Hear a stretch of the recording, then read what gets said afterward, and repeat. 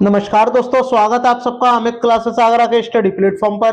तो दोस्तों, आज की ये जो वीडियो है वो बहुत ही ज्यादा महत्वपूर्ण रहने वाली वीडियो है दोस्तों, क्योंकि इसमें बाल विकास यानी साइकोलॉजी के प्रश्न शामिल है दोस्तों। इसमें टॉप 30 प्रश्न शामिल है दोस्तों, जो कि सी टेट में कई बार एग्जाम में पूछे गए प्रश्न है दोस्तों ये जो सीडीपी के जो प्रश्न है मोस्ट इंपॉर्टेंट रहने वाले प्रश्न है, क्योंकि ये प्रीवियस ईयर की परीक्षा में आए हुए प्रश्न है। तो ज्यादा से ज्यादा भाई बहन लाइव जुड़े और चैनल को शेयर और सब्सक्राइब जरूर करें। तो चलिएगा दोस्तों, स्टार्ट करते हैं। प्रश्न नंबर फर्स्ट की बात करते हैं। इसमें देखिएगा आपसे क्या कहा गया है। इसमें कहा गया है शैशव शैशव काल की अवधि है। अब शैशव काल की अवधि क्या है ये आपको बतानी है, तो कमेंट करके मुझे बताइएगा कि शैशव काल की अवधि क्या है। तो पहला वाला ऑप्शन आपको दिया गया है कि जन्म से 2 वर्ष, जन्म से 3 वर्ष, जन्म से 2 से 3 वर्ष और जन्म से 1 वर्ष।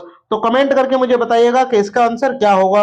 दोस्तों, जो शैशव का अवस्था होती है वो बालक का निर्माण काल होती है दोस्तों।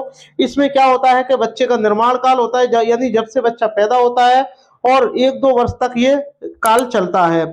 ठीक है दोस्तों, तो अब आपको ये बताना है कि कहाँ तक होगा ये। तो जन्म से 1 वर्ष तो होगा नहीं, 1 से ज्यादा होता है। कितना? 2 वर्ष तक। ठीक है दोस्तों, इसके बाद में शैशव अवस्था के बाद में बाल्यावस्था आती है दोस्तों। तो आपकी कहाँ है? जन्म से 2 वर्ष तक की जो अवधि होती है वो क्या होता है? शैशव काल होता है दोस्तों। आगे बढ़ते हैं, बात करते हैं प्रश्न नंबर सेकंड की। गिरोह अवस्था, गिरोह यानी एक तरीके से समूह बनाना, आयु वर्ग एवं विलंब विकास से संबंधित है। बताइएगा, यानी ये कौन से विकास से संबंधित है ये आपको बताना है। तो कमेंट करके मुझे बताइएगा कि ऑप्शन यानी जो प्रश्न नंबर सेकंड है इसका राइट आंसर क्या होगा दोस्तों। तो बताइएगा, गिरोह कब बनाते हैं? आपस में जो दोस्त मिल जाते हैं, जो जब उनका समाज से आदान प्रदान होने लगता है। तो ये अवस्था कौन सी होती है? नैतिकता की तो होती नहीं है, भाषा के लिए गिरोह नहीं बनता है। गिरोह किसका लिए बनता है? समाज के लिए बनता है। तो आपका 8 से लेकर के 10 वर्ष एवं सामाजिकरण के लिए ये जो है राइट आंसर हो जाएगा। किस आयु वर्ग की बात हो रही है? तो 8 से 10 वर्ष हो गई। और विलंब विकास यानी सामाजिकरण के लिए गिरोह अवस्था ये कहलाती है। तो आपका राइट आंसर क्या हो जाएगा? जो सी है वो करेक्ट होगा। प्रश्न नंबर थर्ड थर्ड का मुझे जवाब दीजिएगा कि प्रश्न नंबर थर्ड का राइट आंसर क्या होगा। विकास मानव विकास है। अब आपको बताना है कि यहाँ क्या आएगा। मानव विकास क्या है? मात्रात्मक है, गुणात्मक है, कुछ सीमा तक अपमानीय है, या ए और बी दोनों? बताइएगा, कमेंट करके मुझे बताइएगा। तो आपका राइट आंसर क्या हो जाएगा? जो विकास जो होता है वो मात्रात्मक भी होता है, गुणात्मक भी होता है। तो आपका ऑप्शन जो डी है वो करेक्ट हो जाएगा, यानी विकास जो है आपका मात्रात्मक भी होगा और गुणात्मक भी होता है। बात करते हैं दोस्तों प्रश्न नंबर 4 की। बताइएगा, बाल विकास में क्या होता है ये आपको बताना है। प्रक्रिया पर बल होता है, वातावरण और अनुभव की भूमिका पर बल होता है, गर्भ अवस्था से किशोर अवस्था तक का अध्ययन होता है, उपरोक्त सभी पर। तो बताइएगा, यानी बाल विकास जो होता है दोस्तों, गर्भ अवस्था से बच्चे का जो विकास होता है वो शुरू होता है दोस्तों, और किशोर अवस्था तक इसका अध्ययन होता है बाल विकास का। ठीक है दोस्तों, तो आपका राइट आंसर क्या हो जाएगा? सी हो जाएगा दोस्तों। आपको मैं बता दूं कि 0 से 9 वर्ष जो होता है दोस्तों वो गर्भकाल होता है, और जन्म से जो आपका 6 वर्ष होता है ये आपका शैशव अवस्था होती है। बाल्य अवस्था दोस्तों 7 से 12 होती है। ठीक है दोस्तों, और लास्ट होती है किशोर अवस्था जो 12 से 18 वर्ष होती है दोस्तों। ये किशोर अवस्था का समय है, ये बाल्य अवस्था का समय है, ये शैशव अवस्था का समय है, और ये गर्भावस्था का समय है। प्रश्न नंबर 5 बताइएगा क्या होगा दोस्तों। स्व केंद्रित अवस्था होती है बालक के। बताइए, स्व केंद्रित अवस्था जो होती है वो बालक की कौन सी अवस्था होती है? स्व केंद्रित अवस्था को ही दोस्तों हम क्या बोलते हैं? बाल अवस्था कहते हैं, यानी बाल्यावस्था कहते हैं। ठीक है दोस्तों, तो ये भी आपको पता होना चाहिए कि बाल्यावस्था को ही स्व केंद्रित अवस्था कहते हैं। और जो बाल्यावस्था जो होती है दोस्तों ये कब तक की होती है? 3 वर्ष से 6 वर्ष तक की जो अवस्था होती है वो आपकी क्या होती है? बाल्यावस्था होती है। 1 2 3 बात करते हैं दोस्तों प्रश्न नंबर 5 की। स्व केंद्रित अवस्था होती है। बताइएगा, स्व केंद्रित अवस्था कौन सी होती है बालक की? जन्म से 2 वर्ष, 3 वर्ष से 6 वर्ष, 7 वर्ष से किशोरावस्था तक, या किशोरावस्था में? तो बताइएगा, स्व केंद्रित जो अवस्था होती है दोस्तों वो कौन सी अवस्था होती है? शैशव अवस्था को कहते हैं दोस्तों। ठीक है, शैशव अवस्था को क्या बोलते हैं?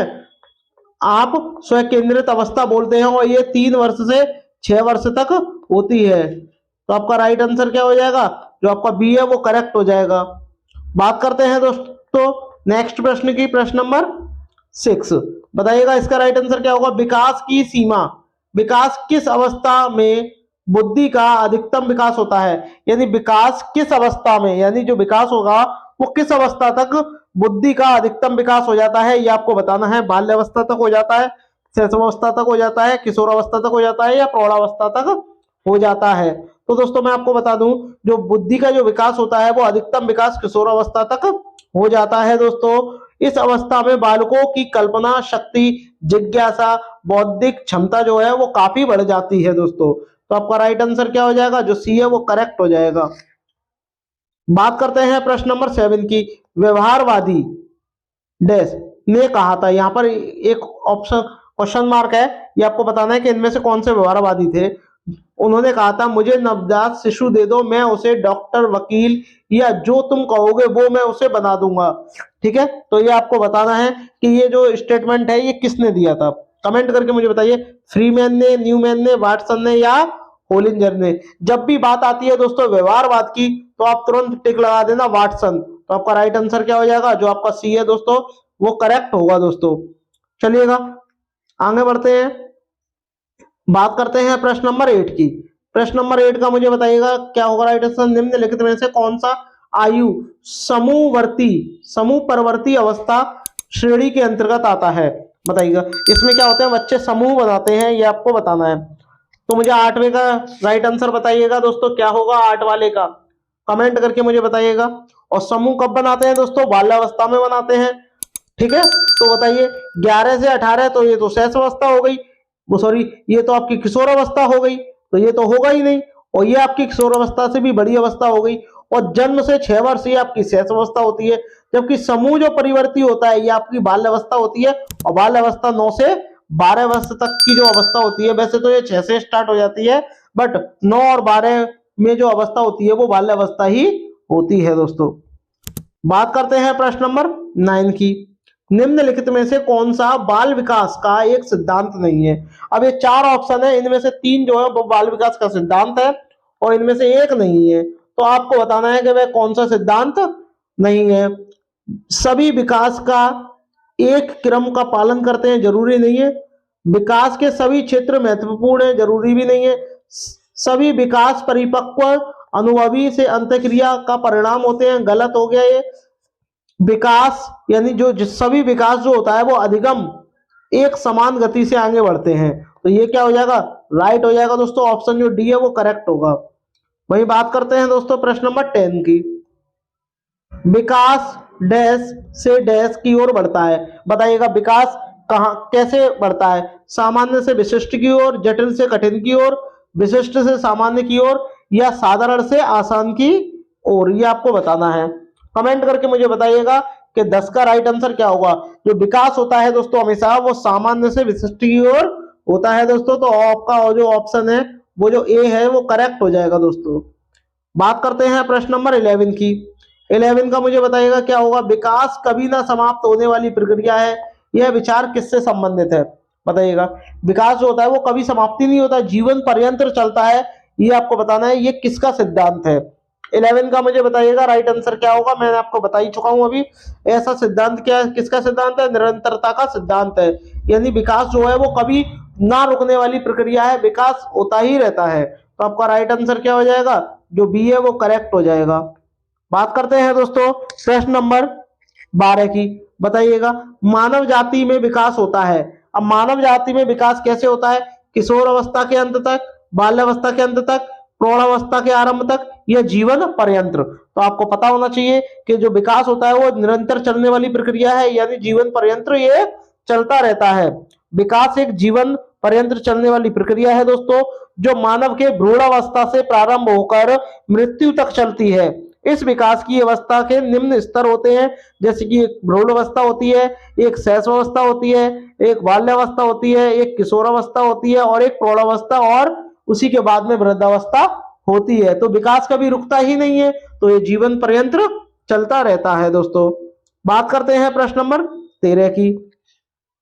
छात्रों में अच्छे नागरिक के गुण कैसे समाहित किए जा सकते हैं? 13 वाले का मुझे बताइएगा राइट आंसर क्या होगा कि छात्र में एक अच्छे नागरिक के गुण किस प्रकार दिए जा सकते हैं। उन्हें अच्छी नागरिकता पर भाषण देंगे तो आधे बच्चे सुनेंगे, आधे नहीं सुनेंगे, तो अच्छी नागरिकता कहां से आएगी? नहीं आएगी। उन्हें राष्ट्रीय नायकों यानी जो भी हीरो होते हैं उनसे परिचित कराना कि जिस तरीके से अच्छे नागरिक होते हैं वो समय परिस्थिति के अनुसार हर कैरेक्टर को अपना लेते हैं, और इसी प्रकार आपको भी कैरेक्टर को अपनाना है। तो ये वाला तो ठीक ठाक है, आगे पढ़ते हैं। इन्हें सामुदायिक सेवा कार्य आवंटित करके, जरूरी नहीं है। उन्हें भारतीय संविधान से परिचित करा के, ये गलत हो जाएगा। जो आपका ऑप्शन जो बी है दोस्तों 13 वाले का, वो करेक्ट हो जाएगा दोस्तों, क्योंकि छात्रों में अच्छे नागरिकों के गुण विकसित करने के लिए उनके पाठ्य पुस्तक में ऐसे तथ्यों को संकलन करना चाहिए जो महान व्यक्तियों से संबंधित हो। ठीक है दोस्तों, और जब तक उनके नायकों के बारे में आप बताओगे तो वो भी क्या होंगे? अच्छे नागरिक बनेंगे। चलिएगा आगे बढ़ते हैं। प्रश्न नंबर 14 बताइएगा, निम्नलिखित में से कौन सा मानव विकास का सही क्रम है? अब आपको बताना है सही क्रम कौन सा है। मैंने आपको बताया था विकास जो होता है वो भ्रूण अवस्था से स्टार्ट होता है, बट आपके कोर्स में सिर्फ शेष अवस्था से स्टार्ट है। तो ये सी और डी तो वैसे ही कट गए क्योंकि ये बाल्यावस्था से हो रही थी, और शेष अवस्था के बाद में किशोर अवस्था नहीं आती। शेष अवस्था के बाद में बाल्यावस्था आती है, फिर किशोर अवस्था आती है, फिर प्रौढ़ावस्था आती है, फिर इसके बाद में यानी जो वृद्धावस्था आ जाती है। ठीक है दोस्तों, तो आपका राइट आंसर क्या होगा? जो बी है वो करेक्ट हो जाएगा। बात करते हैं प्रश्न नंबर 15 की। एक बच्चा ईर्ष्या का प्रदर्शन करता है। अब आपको बताना है कि ईर्ष्या का प्रदर्शन वह कब से कब तक करता है। तो कमेंट करके मुझे बताइएगा कि जो ईर्ष्या का प्रदर्शन करता है ये कब से कब तक करता है। देखिए, बच्चों में अनुभव और उसके साथ साथ किए गए कार्यों के प्रति व्यवहार प्रदर्शन करने की सबसे अच्छी उपयुक्त 12 माह की आयु होती है। यानी 12 वर्ष तक, यानी बाल्यावस्था ही कह सकते हैं हम इसे, कि बाल्यावस्था तक क्या है? वो ईर्ष्या करने लगता है दोस्तों, ईर्ष्या प्रदर्शन करने लगता है। तो राइट आंसर क्या होगा दोस्तों? जो बी है वो करेक्ट हो जाएगा। वही बात करते हैं दोस्तों प्रश्न नंबर 16 की। बहुत ही बढ़िया प्रश्न है दोस्तों, कई बार पूछा गया है प्रश्न। खिलौने की आयु कहा जाता है। अब आपको बताना है कि खिलौने की आयु किसे कहा जाता है? पूर्व बाल्यावस्था को कहा जाता है, उत्तर बाल्यावस्था को कहा जाता है, शेष अवस्था को कहा जाता है, या इनमें से सभी को कहा जाता है दोस्तों एक स्टैनले हॉल ने एक स्टेटमेंट दिया था, उनके अनुसार क्या है? बच्चों के खेल उनके कार्यों की पुनरावृत्ति है जो सृष्टि से आरंभ से उसके पूर्वज तक आ जा रहे हैं। यानी जब से बच्चे पैदा हुए हैं, जब से वो जिनको जो भी उनका फेवरेट खेल है वो उसको आगे बढ़ाते हुए आ रहे हैं। पूर्व बाल्यावस्था की जो आयु होती है दोस्तों वो 3 से 6 वर्ष होती है दोस्तों। वही बात करें दोस्तों, इसका राइट आंसर क्या हो जाएगा? पूर्व बाल्यावस्था हो जाएगा दोस्तों। इस आयु के वर्ग को ही खिलौने की अवस्था कहा जाता है। ठीक है दोस्तों, क्यों क्यों कहा जाता है? ये भी एक रीजन है, क्योंकि बालक अपने खिलौने के साथ साथ उनसे अपना क्या है? मन जो है बहलाता है। तो आपका राइट आंसर क्या हो जाएगा? पूर्व बाल्यावस्था हो जाएगा। बात करते हैं दोस्तों प्रश्न नंबर 17 की। शैशवावस्था मानव विकास की प्रमुख अवस्था है, बताइएगा। शैशवावस्था कौन सी अवस्था है? क्या प्रथम है, द्वितीय है, तृतीय है, या चतुर्थ है? कमेंट करके मुझे बताइएगा। देखिए, प्रथम जो होती है वो हमारी कौन सी अवस्था होती है दोस्तों? प्रथम जो होती है वो हमारी शैशवावस्था होती है दोस्तों, शैशवावस्था होती है दोस्तों। दूसरी कौन सी होती है दोस्तों? बाल्यावस्था होती है दोस्तों। तीसरी कौन सी होती है दोस्तों? किशोरावस्था होती है दोस्तों, किशोरावस्था होती है। और जो लास्ट की होती है दोस्तों वो आपकी प्रौढ़ावस्था होती है। ठीक है दोस्तों, ये 4 जो अवस्था होती है, लेकिन आपसे पूछा शैशवावस्था है तो आप तुरंत क्या लगा दोगे? जो ए वाला है वो राइट आंसर हो जाएगा। बात करते हैं प्रश्न नंबर 18 की। 18 का मुझे बताइएगा, विकास में वृद्धि से तात्पर्य है। यानी विकास में वृद्धि से क्या तात्पर्य है? देखिए, विकास में वृद्धि से तात्पर्य वजन में वृद्धि से होता है। ठीक है दोस्तों, वजन में वृद्धि से होता है दोस्तों, ज्ञान से होगा नहीं, संवेग में होगा नहीं। आकार, सोच, समझ, कौशलों में वृद्धि, ये होगा नहीं। तो विकास जो होता है दोस्तों कहां तक होता है दोस्तों, क्योंकि ये मात्रात्मक होता है और मात्रा किसकी, वजन की होती है। तो आपका राइट आंसर क्या हो जाएगा, सी हो जाएगा। बताइएगा प्रश्न नंबर 19 का राइट आंसर क्या होगा। परिपक्वता का संबंध है यानी मैच्योरिटी का रिलेशन किससे है, क्या विकास से है, बुद्धि से है, सृजनात्मकता से है या रुचि से है। देखिए परिपक्वता का संबंध जो होता है दोस्तों 19 का मुझे बताइएगा, परिपक्वता का जो संबंध होता है दोस्तों ये किससे होता है दोस्तों, वे विकास से होता है। तो आपका राइट आंसर क्या हो जाएगा, ऑप्शन जो आपका ए है वो करेक्ट हो जाएगा दोस्तों। चलिएगा आगे बढ़ते हैं, बात करते हैं प्रश्न नंबर 20 की। तनाव और क्रोध की अवस्था है, और ये किसने बोला था, तनाव, क्रोध और तूफान की अवस्था, ये किसने स्टेटमेंट दिया था, स्टेनले हॉल ने दिया था दोस्तों। और स्टेनले हॉल ने किस पे अपना वो किया था प्रयोग, वो किशोर अवस्था पर किया था। तो तुरंत आपको 20 का लगा देना है कि जो किशोर अवस्था है वो आपका राइट आंसर हो जाएगा दोस्तों। चलिएगा आगे बढ़ते हैं, बात करते हैं दोस्तों प्रश्न नंबर 21 की। और प्रश्न नंबर 21 को करने से पहले जितने भी मेरे भाई बहन लाइव देख रहे हैं वो एक बार शेयर जरूर करें। बताना है आपको कि डिसलेक्सिया का संबंध किससे है, कमेंट करके मुझे बताइएगा कि डिसलेक्सिया का संबंध किससे है। मैं आपको बता दूं क्या पढ़ने से है, बताइएगा क्या पढ़ने से है, लिखने से है, आंकिक से है या तार्किक से है। तो देखिए डिसलेक्सिया, लेक्सिया का संबंध किससे है, पढ़ने संबंध, ये एक विकार है दोस्तों। तो आपका बी होगा नहीं, सी भी नहीं होगा, डी भी नहीं होगा। तो जो आपका ए है वो करेक्ट हो जाएगा दोस्तों। पढ़ने संबंधी विकार को क्या बोलते हैं, डिसलेक्सिया कहते हैं। प्रश्न नंबर 22 का बताइए। एक बच्चा जो किसी रोग से क्या है, ग्रस्त है, वह SAW यानी 100 को वॉच पढ़ता है, ठीक है, न्यूक्लियर को अनक्लियर पढ़ता है, सॉरी हाँ न्यूक्लियर को क्या पढ़ता है, अनक्लियर में अंतर नहीं कर पा रहा है। तो ऐसा जो विकार है वो उसको किससे हो रहा है ये आपको बताना है। कमेंट करके मुझे बताइएगा किस चीज से इसका ये विकार हो रहा है। शब्द जम्बलिंग विकार है, नहीं है, अंग्रेजी पढ़ना नहीं आता। अगर अंग्रेजी पढ़ना नहीं आता तो वो 100 कैसे पढ़ता, तो ये तो गलत हो जाएगा। डिस्मोर्फिया होगा नहीं, क्या हो जाएगा, डिसलेक्सिया हो जाएगा, यानी पढ़ने में बहुत कठिनाई महसूस कर रहा है। तो आपका राइट आंसर क्या हो जाएगा दोस्तों, जो डी है वो करेक्ट हो जाएगा दोस्तों। ठीक है, बात करते हैं प्रश्न नंबर 23 की। शारीरिक रूप से अक्षम बच्चों को सामान्यतः होते हैं, ये आपको बताना है। जो सामान्य रूप से अक्षम जो बच्चे होते हैं वो सामान्यतः कैसे होते हैं, तो आप कमेंट करके मुझे बताइएगा कैसे होते हैं। डिस्कैलकुलिया, अगर बच्चे गणित में कमजोर है तो वो क्या हो जाएगा, डिस्कैलकुलिया हो जाएगा। ठीक है दोस्तों, डिसलेक्सिया पढ़ने संबंधी होती है, तो इसका राइट आंसर क्या हो जाएगा, डिस्ग्राफिया हो जाएगा। जो आपका ऑप्शन सी है दोस्तों वो करेक्ट हो जाएगा। चलिएगा आगे बढ़ते हैं, बात करते हैं दोस्तों नेक्स्ट प्रश्न की। बहुत ही बढ़िया प्रश्न है दोस्तों, आई होप आपको इस वीडियो बहुत पसंद आ रही होगी। अगर पसंद आ रही हो तो सभी भाई बहन लाइक शेयर सब्सक्राइब जरूर करिएगा।